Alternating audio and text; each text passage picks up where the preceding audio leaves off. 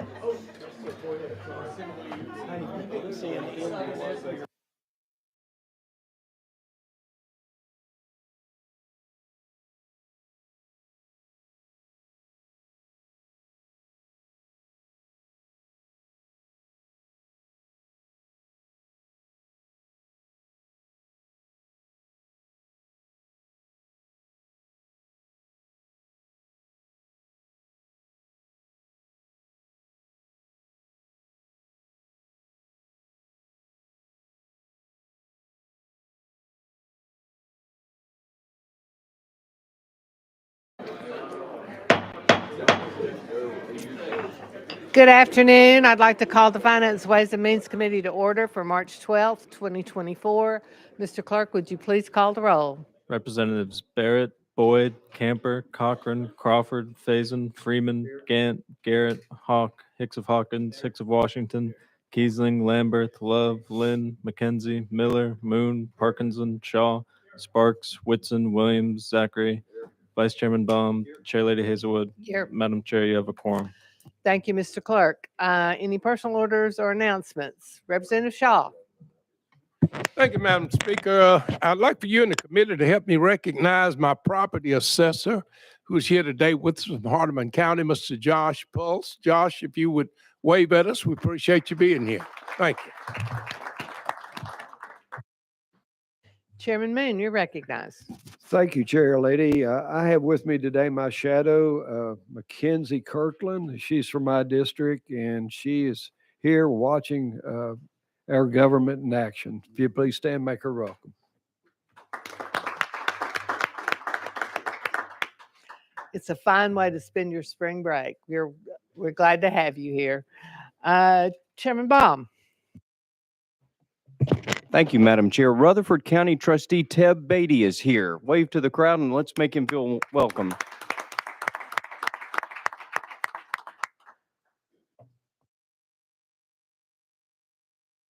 Seeing no other personal orders, welcome everyone who wasn't welcome individually. We're glad to have you here.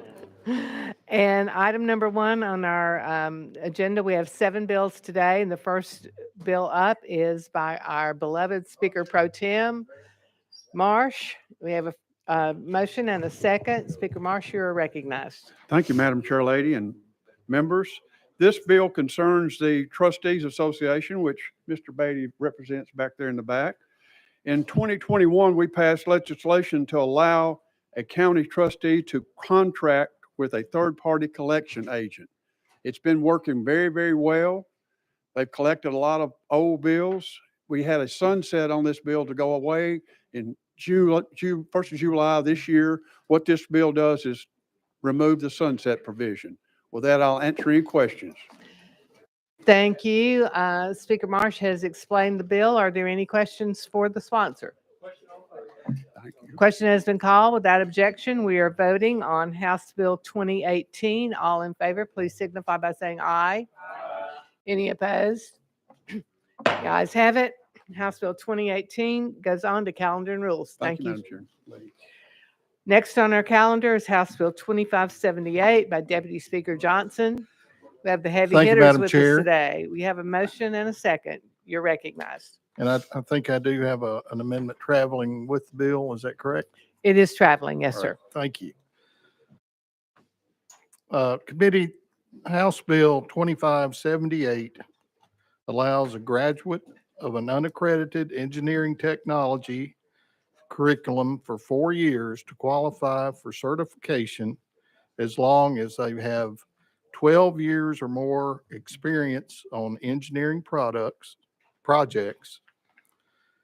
have a employment reference from 3 engineers currently registered in the state and are in good standing, has passed the Fundamentals of Engineering examination known as the FE, and passed the Principles and Practices of Engineering known as the PE.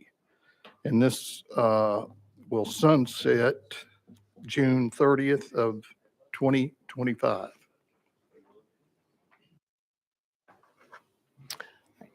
You've heard the sponsor's explanation. Are there questions? Leader Lambert.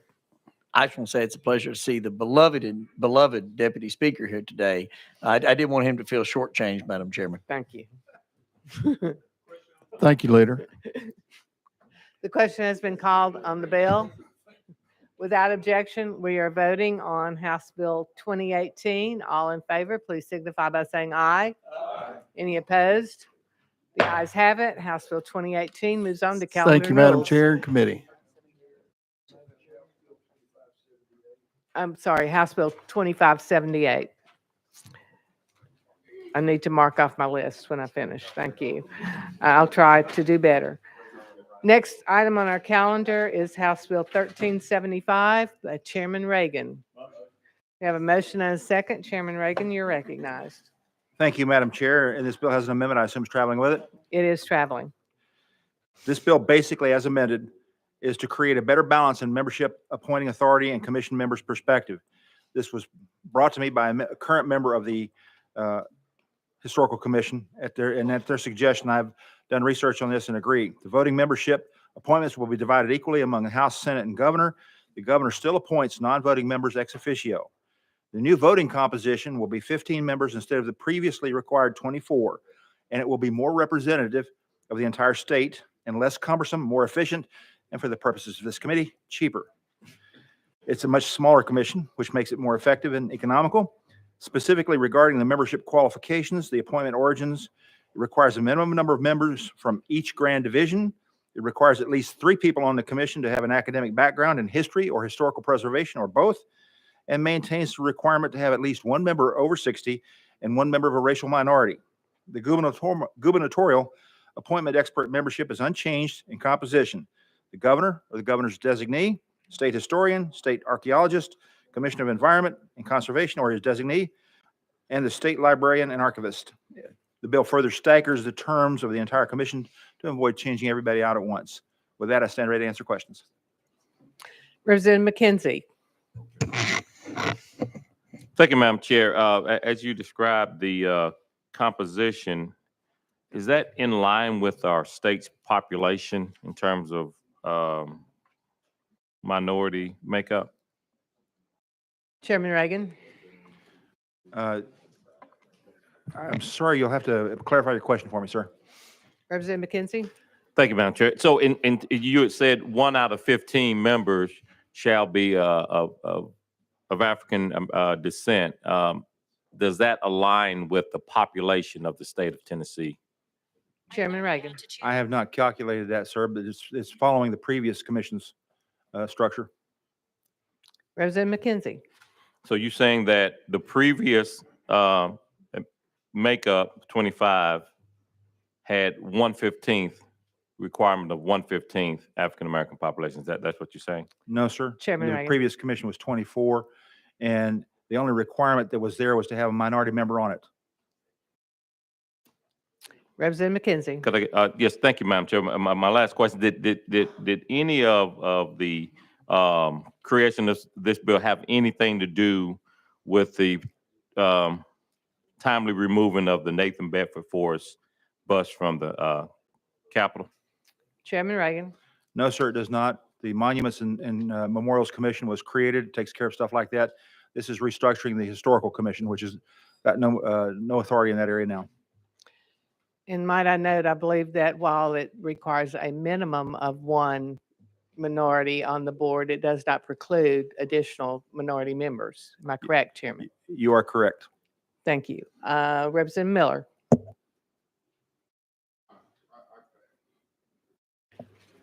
Are there any other questions? Leader Lambert. Mr. Chairman, to the last line of questioning, I would only caution us that after the U.S. Supreme Court decision in Students for Fair Admissions, we do have to be careful about making race-based decisions on appointments to board in general, because that in itself could be unconstitutional. So I know that is a question we normally ask and we have for many years, but the U.S. Supreme Court appears to be going in a different direction on that. And I hope we're not having to revisit this bill down the road because it still continues to have that legacy language in there. But I also hope that we forever have very diverse boards that represent all Tennesseans from Mountain City to Memphis, and that they do represent different voices and backgrounds on those boards. But just wanted to bring that up because I know it's a question we normally ask in here. Thank you.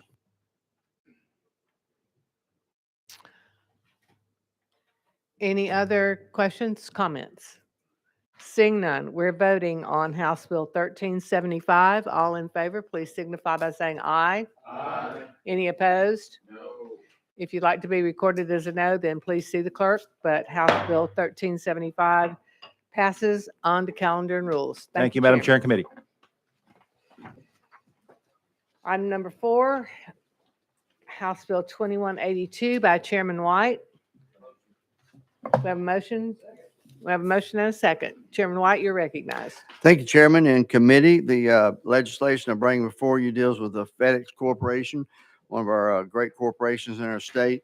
And what we're simply doing in this particular bill, back in around 2007. Chairman White, Yes, might I ma'am. interrupt you? There, Yes, ma'am. I'm showing that we have an amendment. Do we need, does it make the bill or That we would need to- be, would that be 14271? yes?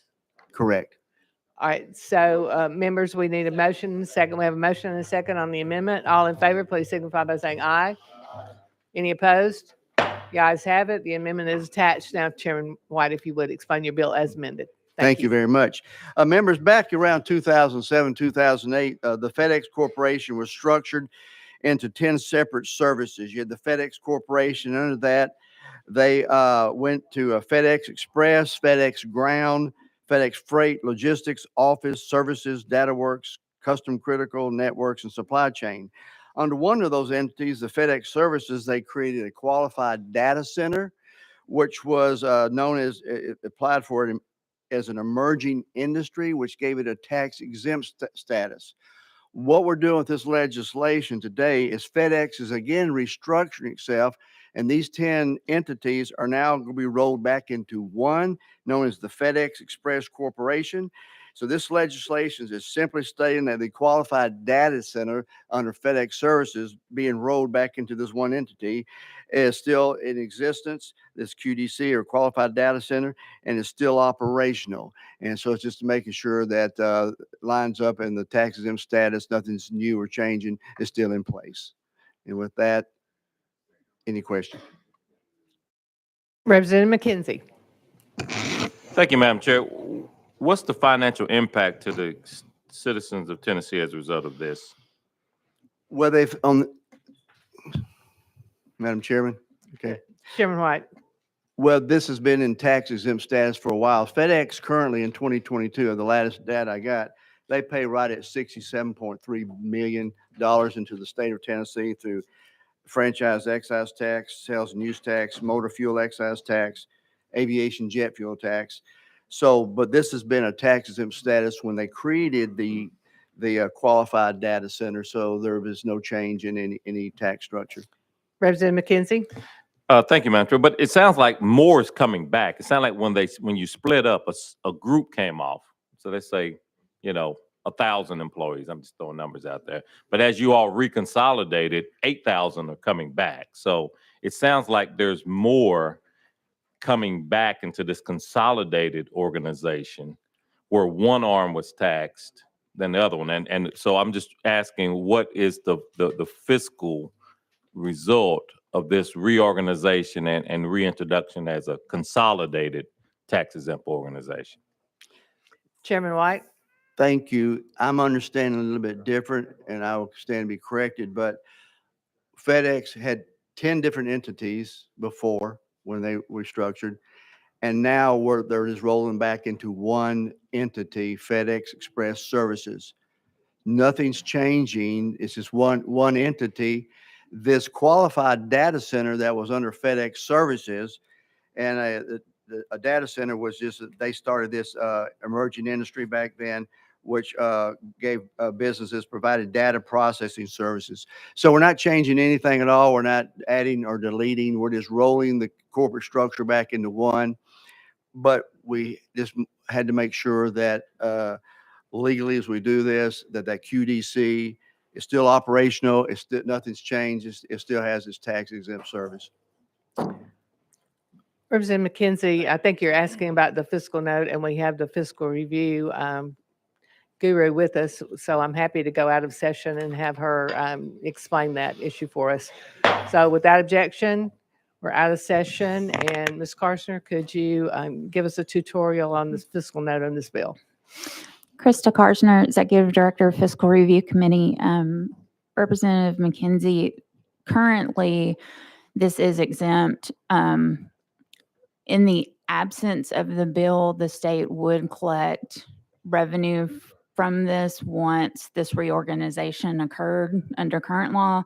With the change to the bill, we're estimating that the state will incur foregone revenue, so not revenue that we've had on the books, exceeding 2.9 million. Are there questions for Ms. Carson while we're out of session?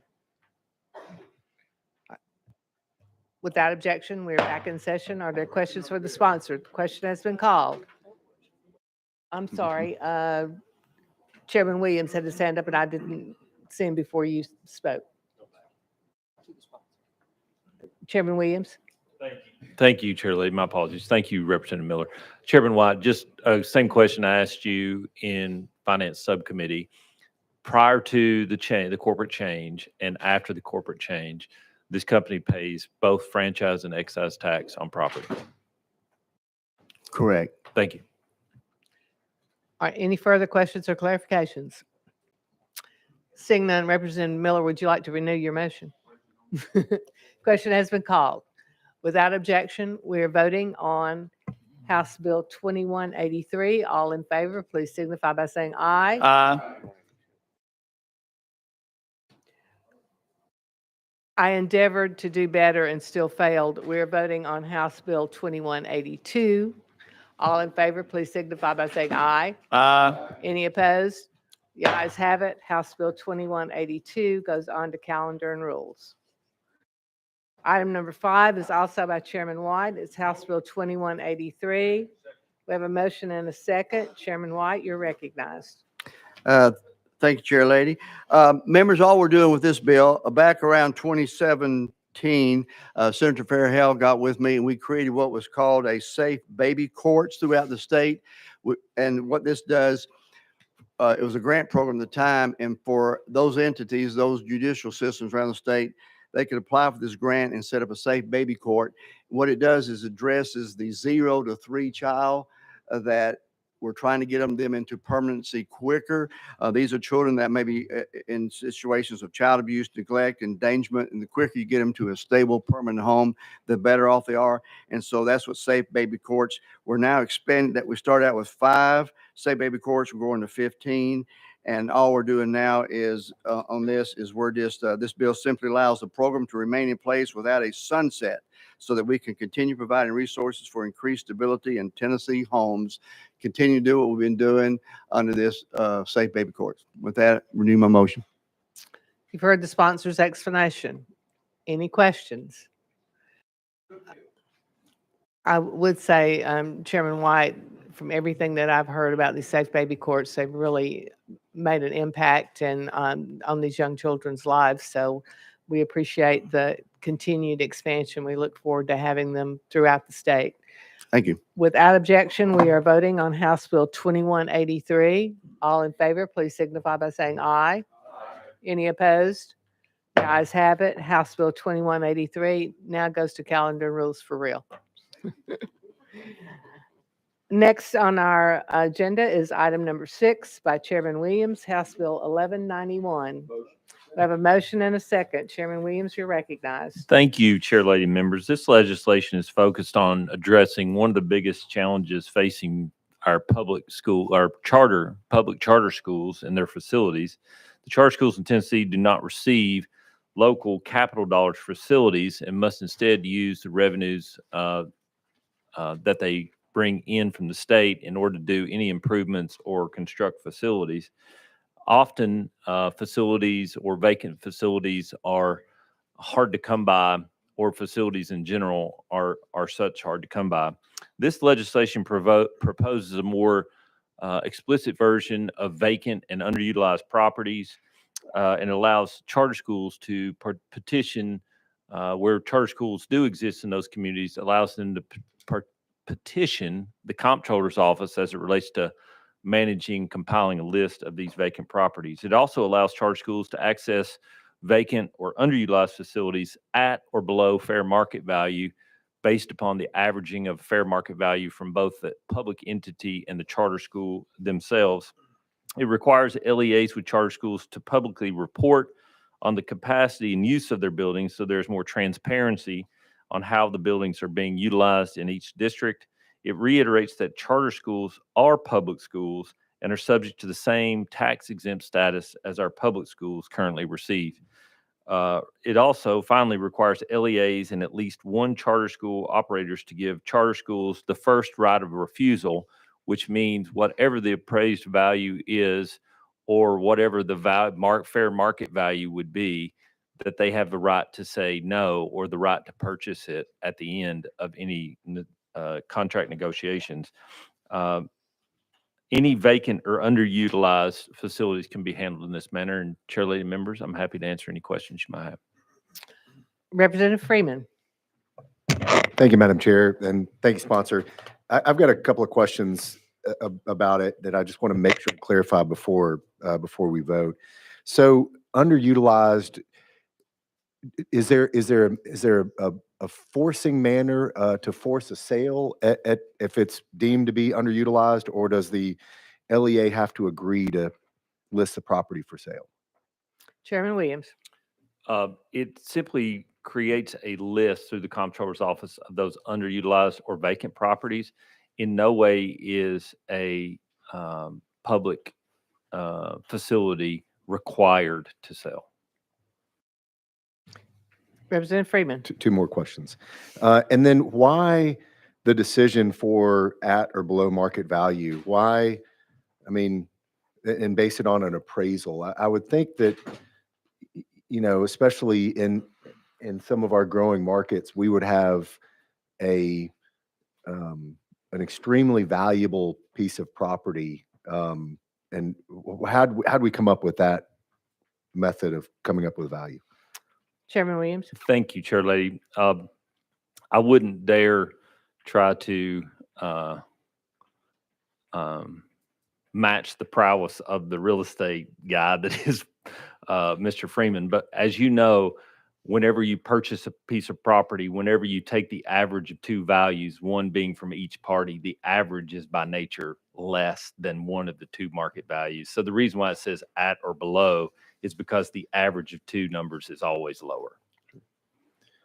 Representative Freeman. Thank you. And thank you for the compliment. I appreciate that. Yeah. And then lastly, why just charter schools? I mean, if we've got underutilized property, why not, you know, give community centers an opportunity to bid on them, or other nonprofits, or, I mean, why have we, that just seems like why are charter schools that important that they have first dibs of all the vacant property for our LEAs? Chairman Williams. Thank you. That's a great question. Actually, it doesn't prohibit a school or a municipal facility from being sold to someone other than a charter school. It just simply says that if one of those facilities is underutilized or vacant and it's available on the list, that there's a mechanism by which a first right of refusal and a fair market value could be obtained. In the event that the first right of refusal is not executed, then or achieved, then any other entity could purchase that property, whether it's a private entity or a nonprofit. Thank you. Thank you for answering those questions. Representative McKenzie. Thank you, Madam Chair. Kind of in that same vein, in terms of how that school gets to a list, who kind of walk me through a process? Does the charter school ride in the city and see, okay, that school looks, you know, underutilized, or is there who initiates this process?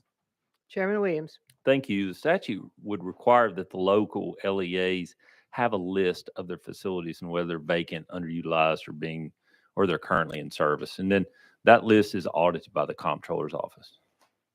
Representative McKenzie? Thank you. And so my final question is that underutilized piece, and you know, you and I've talked about this in committee, that underutilized piece is the one that I guess is a bit concerning to me, because, you know, one person's underutilized is another person fully utilized and working, as I gave my example with the pre-K building, that they can't use the second floor, but it's been in existence for 20 years and thriving as a pre-K school. So someone consider that underutilized. So who makes that ultimate determination whether a school is underutilized?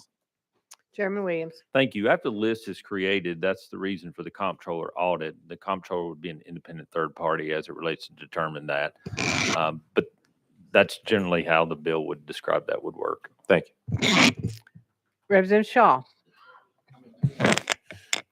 Thank you, Madam Chair. And you, Ms. Sponsor, you've answered some of my questions, but I guess if the charter school doesn't get first choice, why are they named in the legislation? Why would it not just be legislation that says that the public school system keeps this list and whoever get to that list get first choice?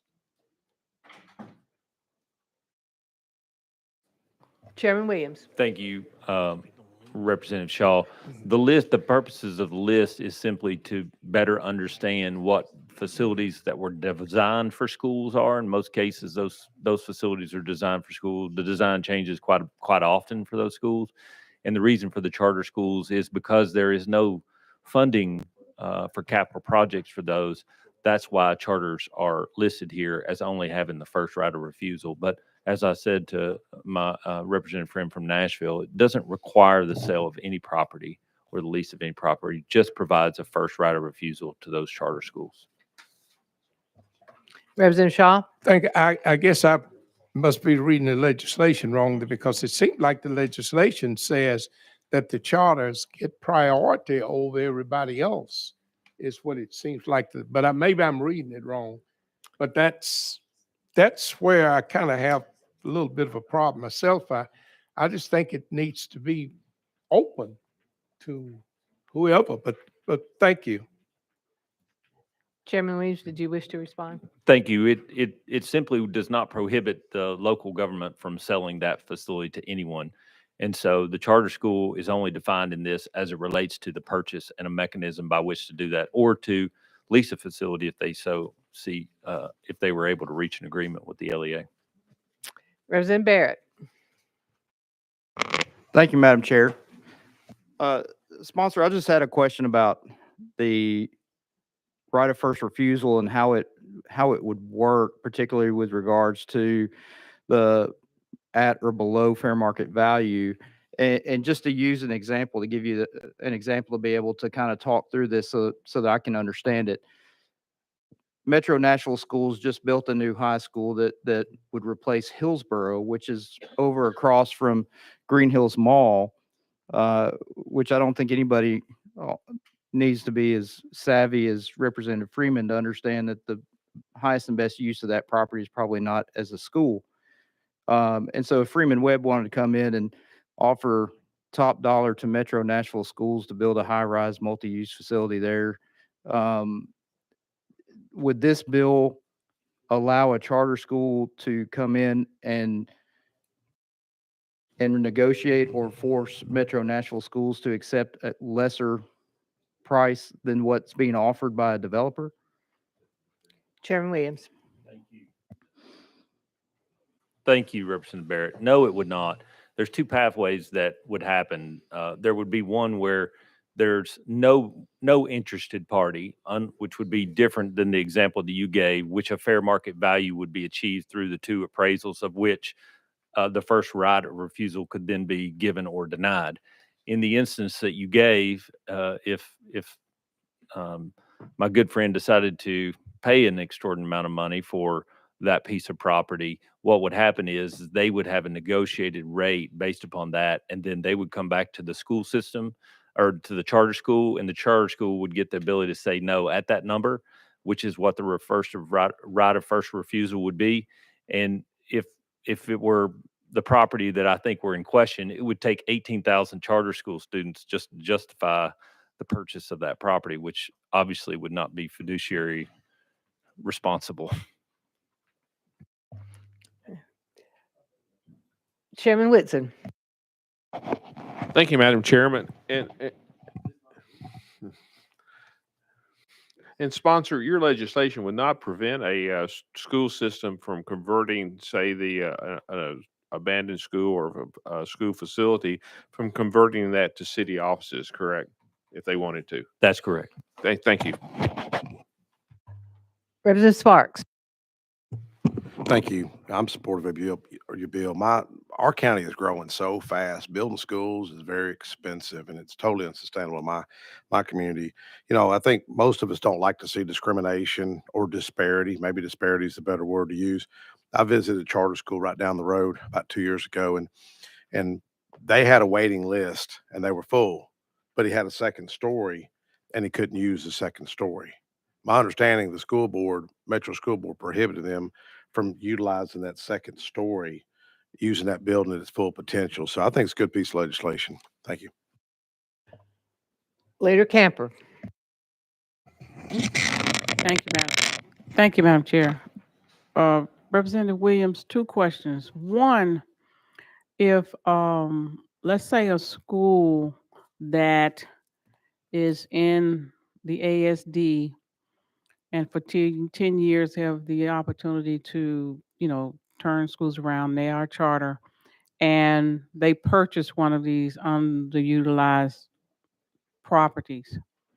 And after the 10-year period, they decide, we didn't do what we were chartered to do. We don't want to do this anymore. We're closing down and turn things back over. That property then, will the school system have first right of refusal to buy it back, or can they just sell it at market value at this point if they want to some other private entity? Chairman Williams. Under the tenets of the bill, the same process by which it was purchased would be the same process by which it was sold. So the first right of refusal would be returned to the LEA. The LEA, there'd be a fair market value because the charter school may have had to make significant investments after the purchase, which would increase the value of the school. So that was the intent of the legislation. Okay, thank you. I was trying to find it in the bill. If you could point me to it, I appreciate it. Yes, ma'am. Secondly, in a leasing situation, oftentimes these buildings are underutilized because of just deferred maintenance. It's just, we never got to fix it up, things, so they're not utilizing them for a purpose. And should they decide to lease it, I think we talked about this in subcommittee, they decide to lease it from the LEA, they get first right to lease the property.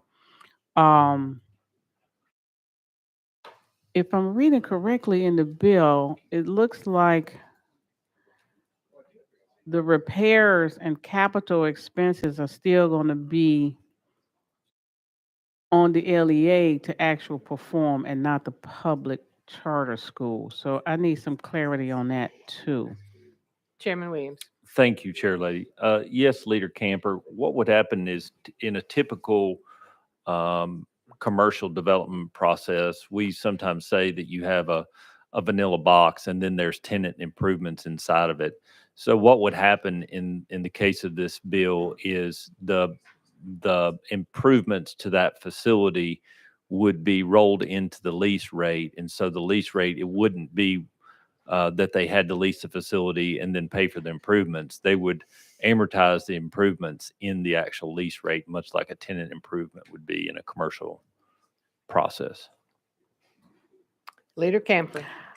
I understand that and look like in the bill, because what portion of the bill? Oh, rats. It has it here. What you just said is true based on the first part of the lease agreement. But right after that, it talks about capital expenses. So it's as if you've done the lease and you have an agreement And then if something else need to take place that falls under capital, then the LEA is still going to be responsible for it. I was just trying to get clarity on that. Chairman Williams. Yes, I ma'am. can't see that. Go ahead. Yes, ma'am. The intent is that if there were, say, a roof leak or maintenance or something like that, then much like in the commercial application we said before, then that would be the case. But it's generally spoken that there are opportunities in the lease where those would be clearly defined as to who they were responsible for what. And Chairman Williams, if I might, for just a point of my own clarification, this discussion is about the situation if the charter leased it, not if the charter had purchased it outright. Yes, ma'am, that's correct. I'm sorry, Madam Chair, could you say that again? Well, I think that was important. This discussion about who's responsible for these repairs and maintenance, that's in the case of a lease, not in the case if the charter had purchased the facility. That's right, but that's in the bill. And so oftentimes the reason they are in the situation they're in is because of this deferred maintenance and not being able to get some of the capital work done on the property. You know, we have a system whereby, you know, you may have 10 properties, you got a list, you know, the top 3, and those get funded, and every year that moves up and down. So that one piece that never got a chance to get the maintenance or the capital necessary to improve it is the property that this charter school might want to lease. And so what I'm saying is, it was in that condition for a reason. And so now when they go into the lease agreement, there's still a chance that they will, with respect to the lease, I get it, you pay the cost, it's factored in. But if something else happened, it falls back on them to actually do. And that's where it's a problem, because it sometimes, and I see this possibly being a problem, because that's why I was in the shape it was to begin with. So that's why I was trying to get clarity on that, Madam Chair. Thank you. Chairman Williams would like to respond. Chair Lady, I think Yeah, the yeah. Leader Camper was more of a statement. Yeah. Thank you. Yeah, thank you. Representative Parkinson. Thank you, Chair Lady, and thank you to the sponsor.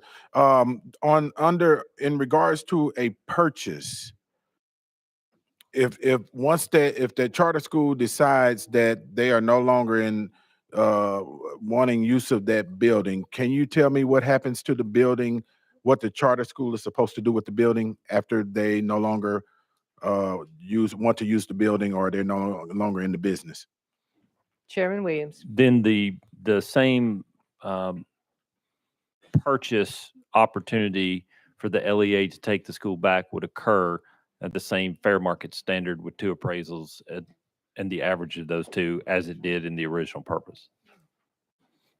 Representative Parkinson. Thank you, Madam Chair Lady, and to the sponsor, can you show me where it says that in the legislation? Because I was looking for it and I couldn't find it. I do see it for a lease, but I do not see it for a purchase, and maybe I'm just looking in the wrong place. Chairman Williams. If you'll let me look for a second, I can do that. Apologies. Just cue the music for a second.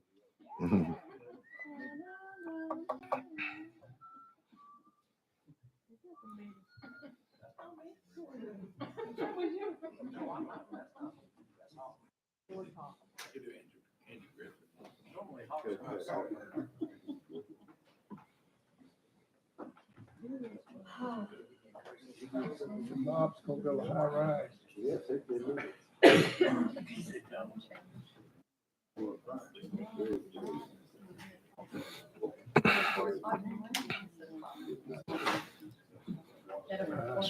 Dead cat on fire. Yeah. Madam Chair Lady, Representative Parkinson. do you mind if we go out of session to legal? Happy to do that without objection. Out of session.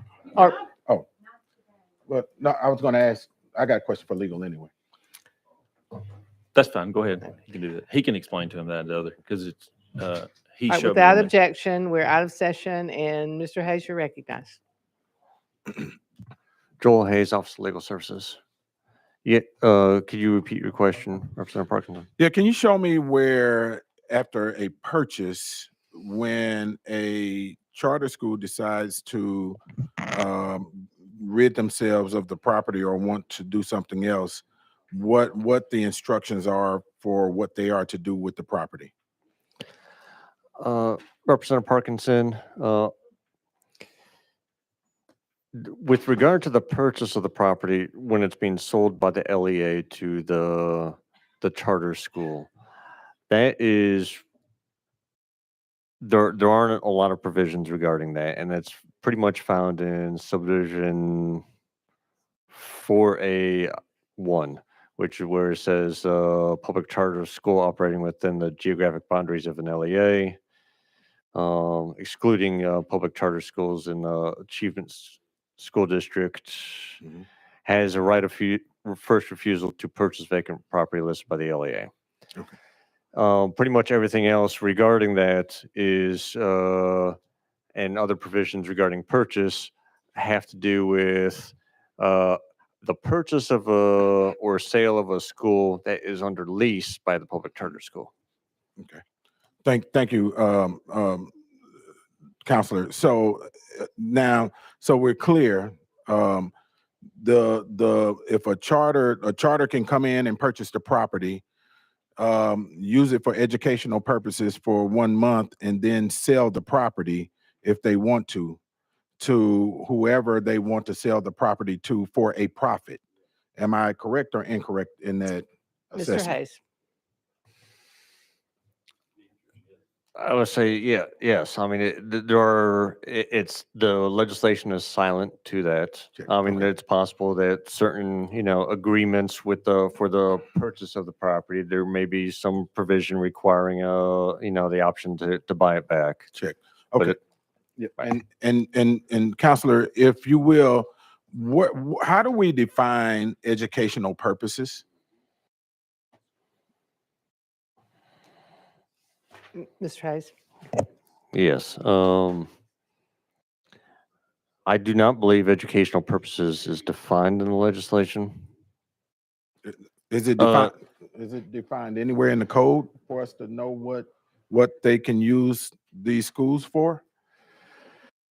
Oh, let's see. On the first page with the definition of underutilized property, it does refer to when it's talking about the building, which is used irregularly or intermittently as defined by the State Board of Education by an LEA for instructional and program purposes. So there are some considerations as to that would be defined or outlined by the State Board of Education.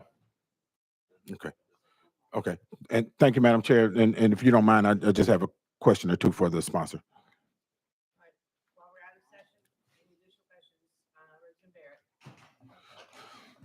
Thank you, Mr. Hayes. I want to, again, just to follow up on section 4 you just mentioned, 4A1, the public charter school can purchase vacant property listed by the LEA under this section at or below fair market value for educational purposes. Of course, subsection B defines how you arrive at that value for educational purposes. But my question to the sponsor and my question to you is, what happens when the purchase is not for educational purposes, but a buyer has put in a contract to buy a piece of property that is listed for sale by the school system for commercial purposes, which is undoubtedly much more valuable and would generate more revenue to the school system? My question is, will this bill allow a charter school to come in and step in front of that contract to assert their right of first refusal and then force the school system to accept a lower value? That's the question. I honestly don't know if I can speak to the hypothetical that you've proposed. Again, we're talking about a transaction that's, as far as the details of a transaction. Representative Barrett. Can you define or explain to the committee what a right of first refusal is? Mr. Hayes. right of first refusal is not defined in the legislation. I would have to defer to maybe business practices. I'm not aware of it actually being defined in the code either. Representative Barrett. Okay, a right of first refusal means that if the contract is entered into by a willing buyer and a willing seller, that a holder of a right of first refusal has a right to exercise that right to meet or match that price and step into that buyer's position to buy the property at that price. My question is, does this legislation allow that buyer that exercises their right of first refusal to reduce that price that the seller has agreed to accept? The legislation doesn't speak to that, sir. That might be better addressed to the sponsor of the legislation who works in this field. I think we have beat this dead horse. We are going back in session. And now I would recognize Representative Parkinson. I believe you said you had a question of the sponsor. So we'll let you ask your question and then we'll ask the sponsor to respond to that. And our sponsor, would you like to go first or second here? That's fine. Representative, the intent of the sponsor is to do exactly what I communicated with you before. Prior to you asking to go out of session, legal came to me and said that it was mute as it relates to a transaction reversal. And so it would be my desire to make sure that the intent of the sponsor and the language were the same. So it would be my preference to draft an amendment based upon our discussion in order to change it so that it's clear, because it's currently mute on what would happen at the end of that discussion. And so I'm happy to do that. If we need to roll this a week for me to get that language on there, I'm happy to do that. Thank you, Chairman Williams. I think that's incredibly honorable. I would like you to also consider if right. Well, let me ask, because he may right, and because here's a situation that we face, and just kind of piggybacking off my colleague here. Let me give you a scenario. Representative Parkinson, Ma'am. if we could just, if you and Chairman Williams could have conversation Yes, ma'am. offline. Yes, ma'am. No problem. And Be delighted he to, is Chair Lady. committed to working on an amendment. And so we will just, if you all have that discussion privately and share with us the elucidated response at the appropriate time, that would be, yeah, we'd all be grateful. Are there any other questions of the sponsor? Without objection, we are going to roll this bill 1 week, Mr. Sponsor. We're going to roll this bill 1 week.